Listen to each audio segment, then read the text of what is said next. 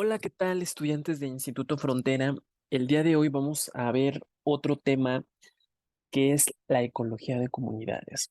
Anteriormente, veíamos que la ecología de poblaciones precisamente es el conjunto de organismos de la misma especie que comparten tiempo y espacio. Y se comparten un espacio, es decir, comparten los recursos a los que pues están los recursos naturales a los que van a tener disponibilidad y acceso. Es decir, va a haber una competencia incluso entre ellos por el recurso para la supervivencia. Esto también va a traer como consecuencia que existan ciertas interacciones también entre las especies, ¿no? Que veíamos, por ejemplo, con el comensalismo, la depredación, el herbivorismo, etcétera. Pero bien, recuerden que no hay que perder el enfoque de la complejidad del estudio de la ecología. Recuerden que pues, el objeto de estudio de la ecología inicia desde el individuo y después el conjunto de individuos de la misma especie pues, van a formar poblaciones. Una población de una especie con otra población de una especie diferente van a formar comunidades. Y bueno, ¿qué es una comunidad? Pues una comunidad ecológica es un conjunto de poblaciones de diferentes especies que van a convivir en un sitio donde se puede interactuar de diversas formas. Pues aquí podemos observar que a diferentes especies, ¿no? A los elefantes, a los leones, a los rinocerontes, todos conviviendo en un lugar, en un conjunto de factores abióticos que le da las características a este hábitat. ¿Sí? En este caso, pues es una selva. Podemos observar cómo la vegetación, el agua, las cascadas, y me imagino pues que es un clima cálido, permite que todas estas especies convivan y además que existe mucha abundancia de recursos, ¿no? No hay tanta competencia, entonces todos andan ahí felices. A diferencia de la ecología de poblaciones en las que pues sí nos tendríamos que centrar en la manada de rinocerontes, en la manada de elefantes específicamente, en la manada de cebras, etcétera. Las comunidades, al igual que las poblaciones, tienen ciertas características. ¿Y cuáles son estas propiedades emergentes que se les conocen? Pues número uno, riqueza de especies, que también se le conoce como riqueza específica o simplemente riqueza, es el número de especies que van a conformar una comunidad, aunque es prácticamente imposible conocer la riqueza de las comunidades ecológicas. Esta labor pues no es tan difícil para las subcomunidades que las conforman. Es importante que no confundamos con el concepto de la diversidad. Por otra parte, tenemos la composición, que es el conjunto de especies que la van a conformar. La composición nos va a indicar cuáles especies están presentes, ¿sí? A veces es muy difícil conocer la identidad específica de las especies de una comunidad bajo estudio. Cuando se da ese caso, el análisis se va a basar en categorías taxonómicas de mayor jerarquía. Es decir, pues nos vamos a basar en órdenes, ¿no? Desde lo más arriba a lo más específico. ¿Por qué? Porque recuerden que estudiar la naturaleza es muy complicado. Sí, el hablar de ecosistemas, de comunidades, se vuelve esto muy complejo a diferencia de estar estudiando pues una célula, ¿no? Algo muy, muy específico. Porque pues como hay tanto, imagínense fraccionar el medio que ustedes están viendo a través de técnicas de muestreo para poder obtener una muestra. Eso lleva esfuerzo, esfuerzo de muestreo, ¿sí? Requieres pues mucho personal que te ayude a hacer los muestreos, porque tú muchas veces si vas solo, pues no te puedes acabar. Imagínense muestrear todo el arrecife del coralino de Australia, del sur de Australia, ¿no? Pues, o sea, nunca van a acabar, ¿no? Para esto, pues obtenemos una muestra representativa del medio. Por otro lado, tenemos a la estructura, que es la manera en la que va a estar organizada una comunidad. El componente más estudiado de la estructura de las comunidades, pues es la estructura cuantitativa. término que se refiere al número de individuos o la biomasa de cada especie en la comunidad. Los ecólogos saben que no todas las especies son igual de abundantes en una comunidad. Por el contrario, pues siempre hay una especie o algunas que tienen una contribución importante a la estructura de la comunidad, por lo que se les conoce como especies dominantes. Y si hay otras que pues son muy mínimas o casi no aparecen, se les conocen como raras, especies raras. En ciertas comunidades se distingue también un componente estructural que se conoce como estructura vertical. Esto se da específicamente en la vegetación y esta se define como la distribución diferencial de los organismos de una comunidad a lo largo de un eje vertical, ya sea sobre el suelo en comunidades terrestres o en distintas profundidades bajo la superficie del agua en las comunidades acuáticas. Por ejemplo, en muchos bosques se reconocen varios estratos. Uno va a estar conformado por plantas pequeñas o casi la mayoría serán herbáceas. Otro que va a seguir ubicado precisamente por especies arbustivas, que son estas. Y bueno, el más alto por el que van a estar las partes más altas de los bosques, en las montañas, ¿no? Donde van a estar todos estos grandes árboles.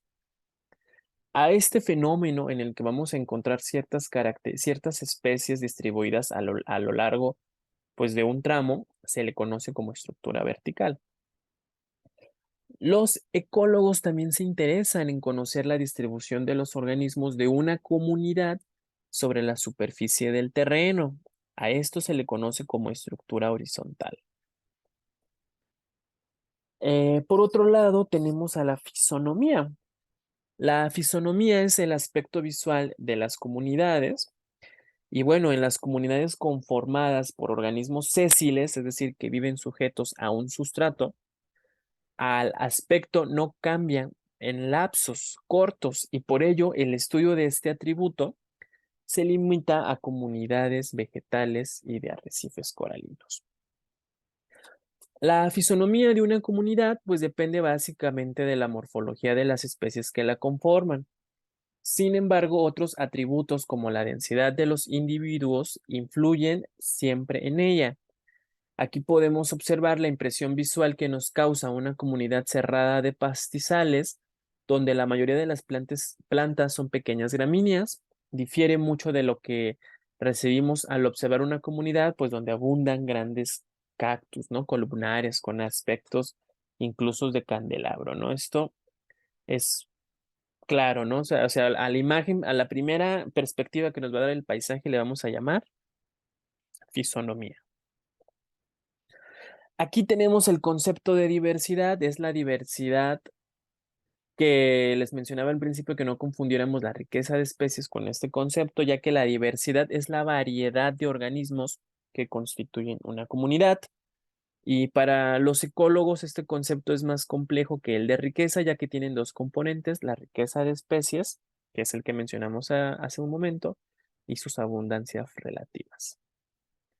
Pero bueno, al hablar de diversidad, pues esto se vuelve un poco pues, más complejo, ¿no? Imaginemos, por ejemplo, dos sencillas comunidades de árboles, sí, las que están aquí en la imagen, A y B.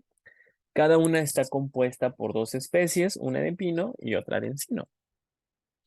En ambos casos, la riqueza es idéntica, ¿sí? Hay dos especies. No obstante, ¿qué pasaría si la primera comunidad estuviera formada por 99 pinos y un encino, y la otra por 50 pinos y 50 encinos? ¿Cuál de las dos sería más diversa? Sí, esto es para que pues reflexionen, porque el que haya más abundancia, el que existan más individuos de la misma especie, pues no amerita, ¿no? Que exista una mayor riqueza de individuos o de especies. A todas luces, pues la segunda, pues en este caso la contribución de ambas especies es equitativa. En contraste, pues en el primer caso, los pinos van a acaparar el terreno, por así decirlo. Aunque con frecuencia el término diversidad se usa como sinónimo de riqueza, sobre todo cuando nos referimos a grandes extensiones de tierra. Vale la pena distinguirlos, pues cada uno se refiere a características distintas de la comunidad. Por otra parte, tenemos a la fenología, que es un atributo dinámico de las comunidades que se refiere a su comportamiento estacional. Este va a depender de la expresión de las diferentes etapas del ciclo de vida de las especies que componen la comunidad y de su acoplamiento con los cambios del estado del tiempo a través de las estaciones del año. El clásico ejemplo que tenemos pues es la caída de las hojas de los árboles, los momentos de máxima producción de frutos de las plantas y la temporada de vuelo de los adultos de las mariposas.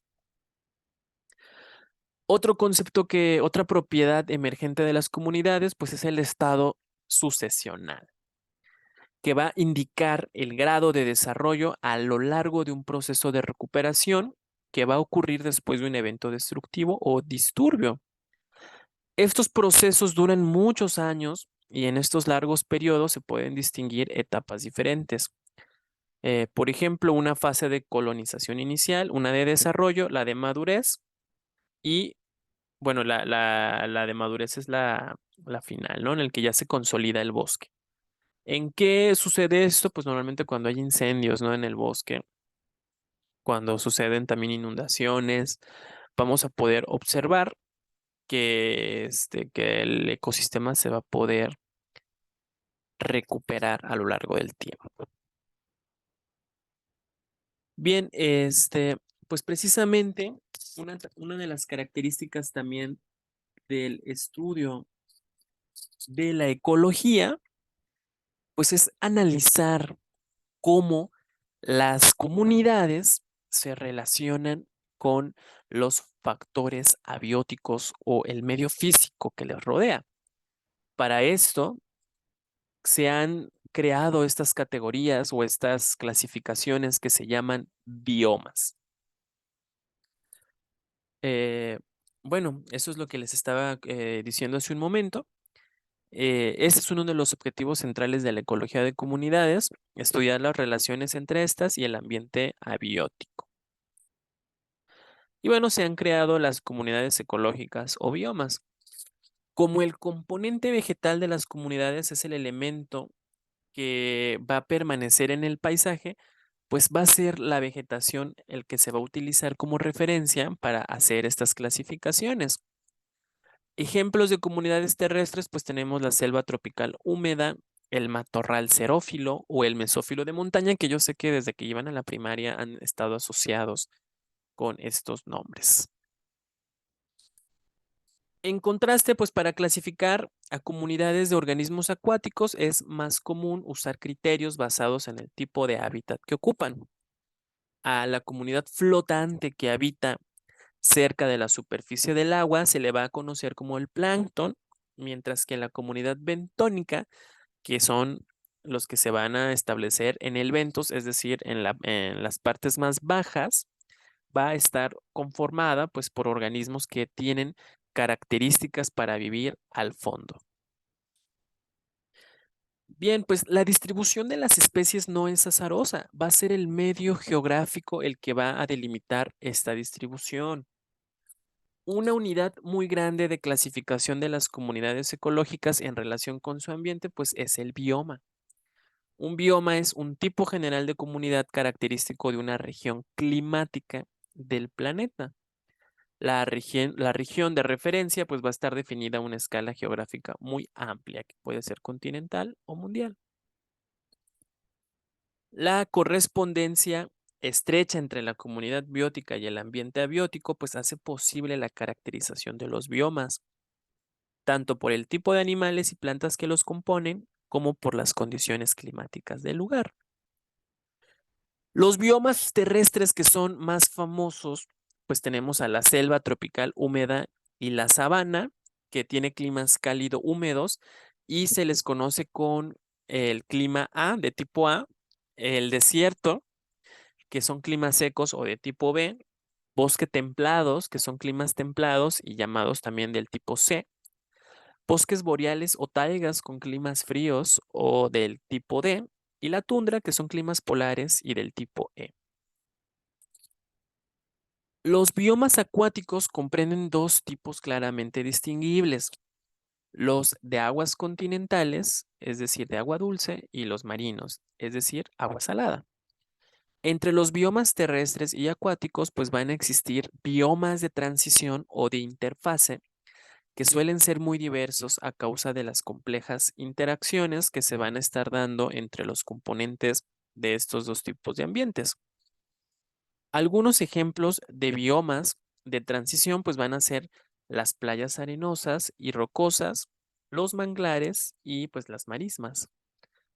México pues tiene una gran distribución de manglares al sur del país, sí, en Chiapas, en toda esa zona, ¿no? Los manglares son plantas adaptadas específicamente a ambientes salados. Si se fijan, esas raíces tan largas, pivotantes, han desarrollado mecanismos para que puedan filtrar la sal. Y si ustedes tocan una hoja de manglar, podrán ver cómo tienen sal. Sí, porque los manglares, los estomas de los manglares han desarrollado características evolutivas para poder eliminar la sal. Esto porque pues ustedes saben que si siembran un árbol en un lugar, en un suelo salado, pues obviamente nunca va a crecer un árbol en un suelo salado aquí en la tierra. Pero los manglares, la Guncularia racemosa, Rhizophyra mangle, todos estos que son especies que México tiene tres grandes especies, que es el mangle rojo, el mangle blanco y el mangle negro.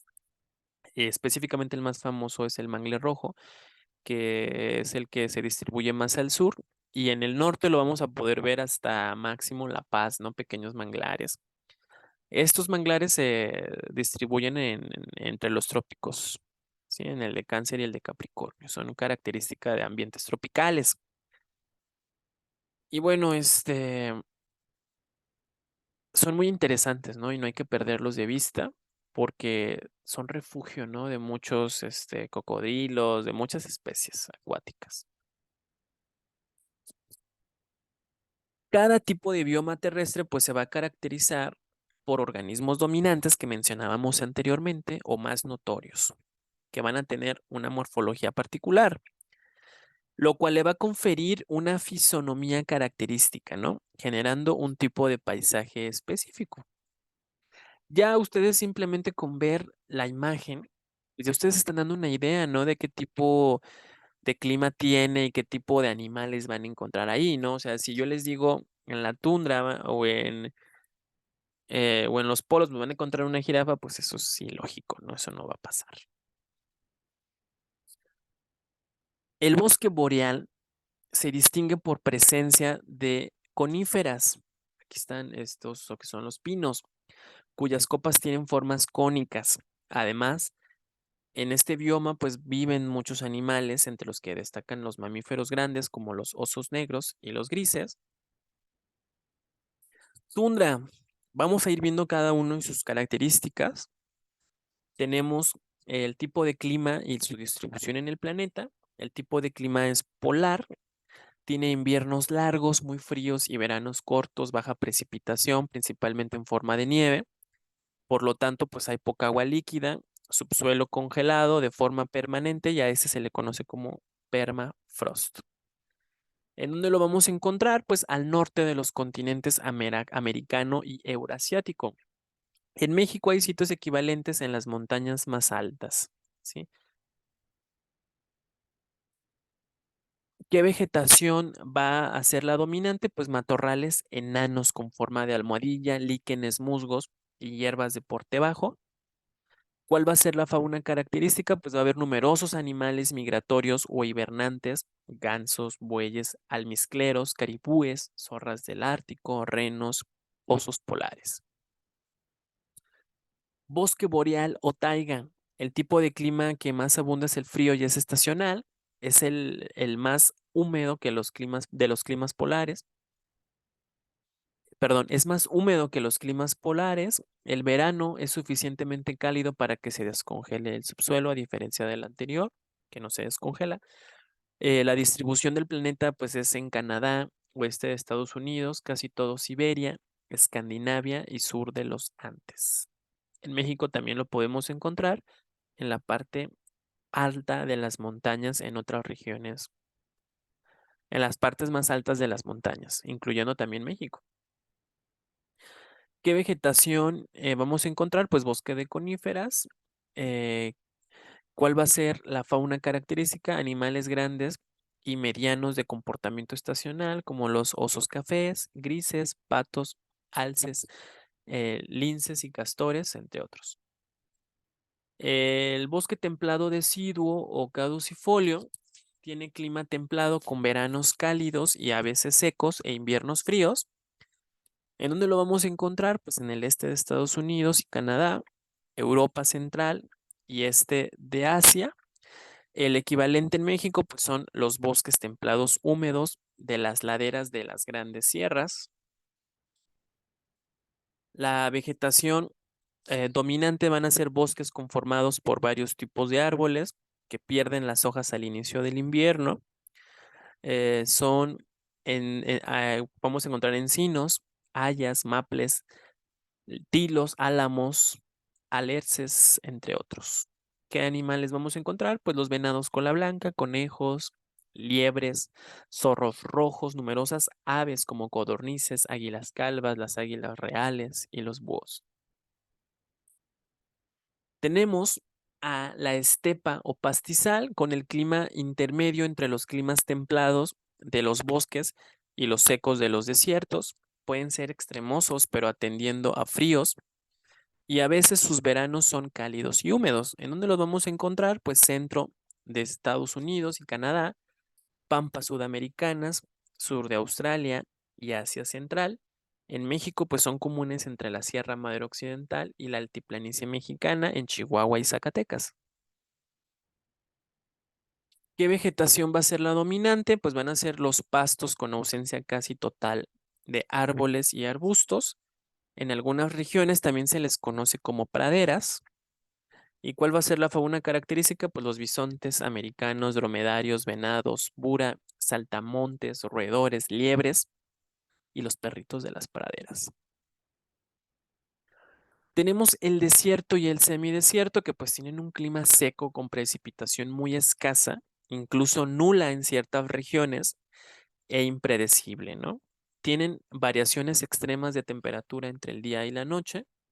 En el día puede hacer muchísimo calor y en la noche pues un frío tremendo.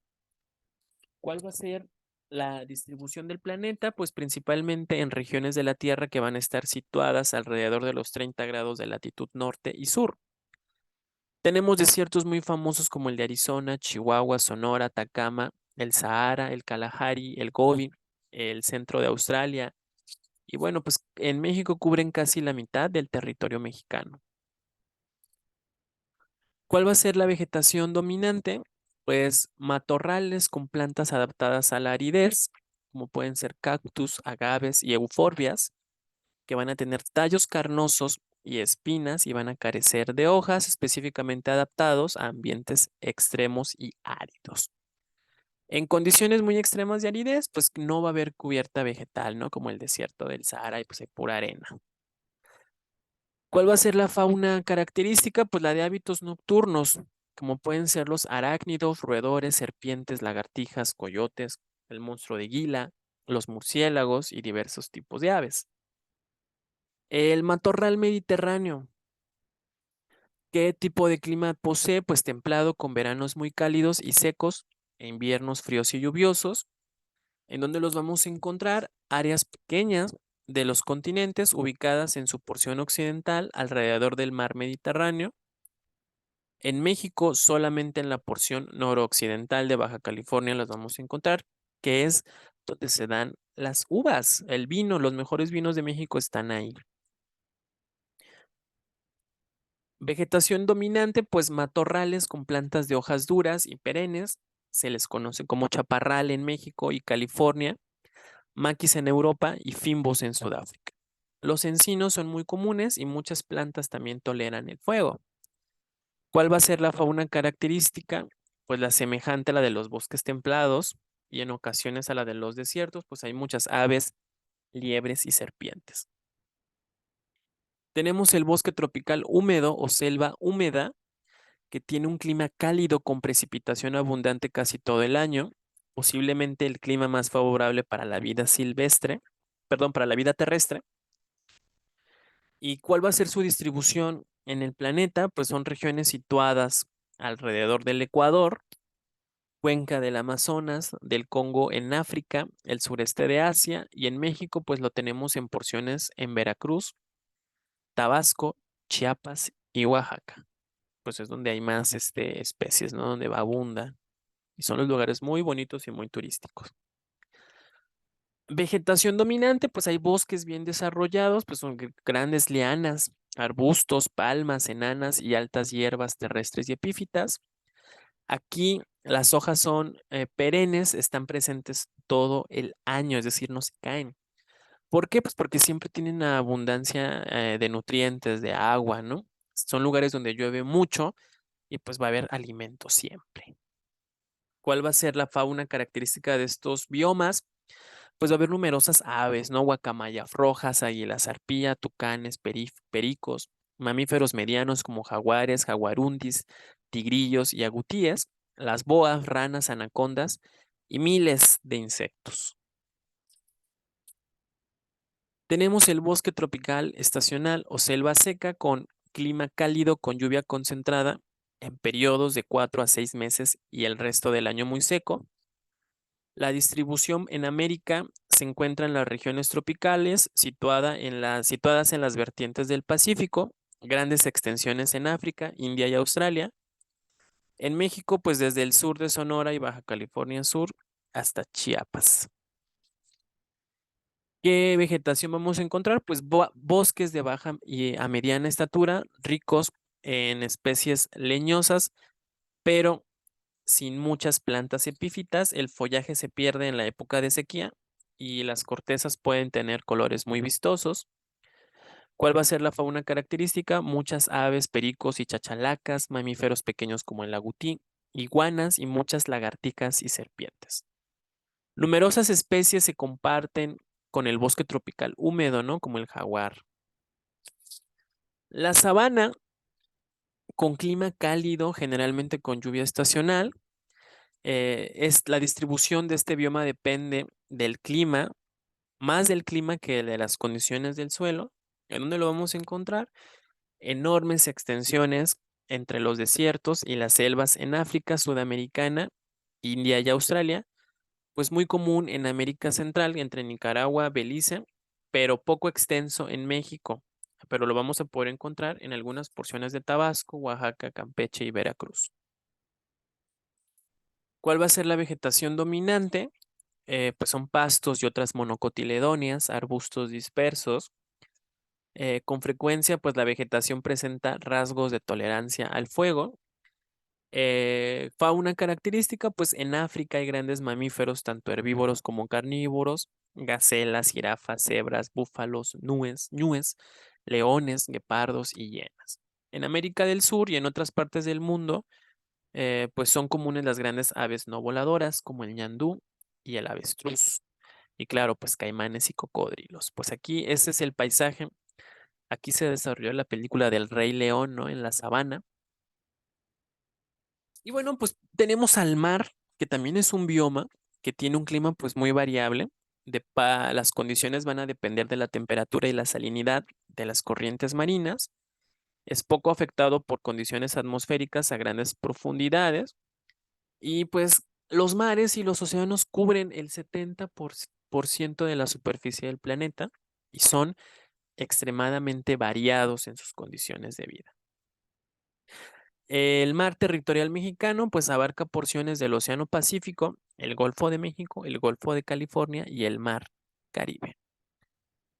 Y bueno, pues se les conoce para poder obtener un mejor estudio como ecorregiones marinas, ¿no? Donde podemos obtener más información de ellas. Tenemos la ecorregión del Pacífico sudcaliforniano, el Golfo de California, el Pacífico transicional mexicano, Golfo México Norte, el Caribe y el Pacífico centroamericano. O sea, México tiene todo, chicos y chicas. México es un país megadiverso precisamente porque su arreglo geográfico, su distribución geográfica ha permitido, su distribución geográfica tan accidentada ha permitido que se desarrollen todos los tipos de clima y las especies que se han desarrollado, pues sean en la mayoría endémicas, ¿no? Esa riqueza que tiene el país es increíble. ¿Cuál va a ser la vegetación que va a dominar en estos lugares? Pues la mayoría son organismos fotosintéticos, como son algas microscópicas y macroscópicas. En aguas poco profundas vamos a encontrar pastos marinos, que son angiospermas adaptadas a estos ambientes. Pues la fauna es muy variable, ¿no? Vamos a ver peces, corales, medusas, crustáceos, moluscos y muchísimos invertebrados. Tenemos el litoral o costa también con un clima muy variable que va a depender de las condiciones del oleaje, del tipo de sustrato y las corrientes marinas que van a incidir en la costa, la temperatura y la salinidad, en donde lo vamos a encontrar por regiones costeras de todo el mundo. México tiene cerca de 10,000 kilómetros de costas y unas playas hermosas. Vegetación, pues va a ser muy variable, ¿no? Pastizales costeros, matorrales, bosques bajos, turales, palmares. Fauna, pues cangrejos, crustáceos, moluscos, equinodermos, numerosos peces, también y aves marinas como los bobos, los cormoranes, las gaviotas, los flamencos, las garzas y los pelícanos. Por otro lado, tenemos a las aguas continentales, que también tienen un clima muy variable, que van a depender de la temperatura y del movimiento del agua. Están distribuidos en todos los continentes y superficies emergidas. Estos van a ser poco frecuentes en regiones desérticas. ¿Qué vegetación vamos a encontrar? Pues organismos fotosintéticos, ¿no? Como algas dulceacuícolas y algunas plantas vasculares flotantes o enraizadas con el sustrato, como van a ser los lirios, los lotos, las lentejuelas y las nenúfares. ¿Cuál va a ser la fauna característica? Pues van a ser los peces, que van a ser pirañas, anguilas eléctricas, truchas, pescado blanco, crustáceos también, moluscos, insectos acuáticos como los patinadores, ninfas, moscas, libélulas y algunos mamíferos, ¿no? Como delfines rosados y manatíes, numerosos anfibios y cocodrilos.